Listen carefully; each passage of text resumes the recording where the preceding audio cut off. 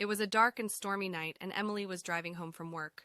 The rain was pouring down so hard that she could barely see the road in front of her. As she turned onto a deserted back road, her car suddenly sputtered and died. Panicking, Emily tried to start the engine, but it wouldn't budge. She was stranded in the middle of nowhere with no cell phone signal and no one around to help. She could only wait for the storm to pass and hope someone would come by soon.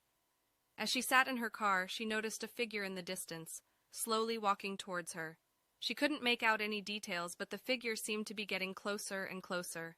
Suddenly it stopped, and Emily could see it was a woman, drenched from the rain and wearing a tattered dress.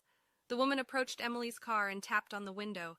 Emily hesitated, but eventually rolled it down a crack. "Please, can you help me?" the woman begged. "My car broke down and I don't know where I am."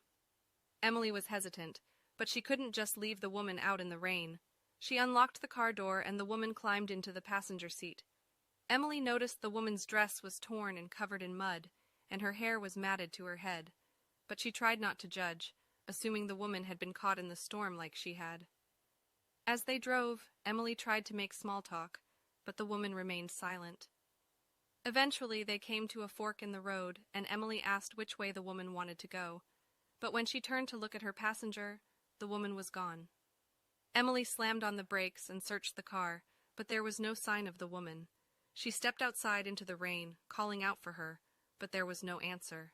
She was alone again. As Emily got back in the car and started the engine, she noticed something in the back seat. It was the woman's dress, dripping wet and covered in mud, but the woman was nowhere to be seen. Emily drove off, heart racing as a feeling of dread washed over her. She knew she had just picked up a ghost.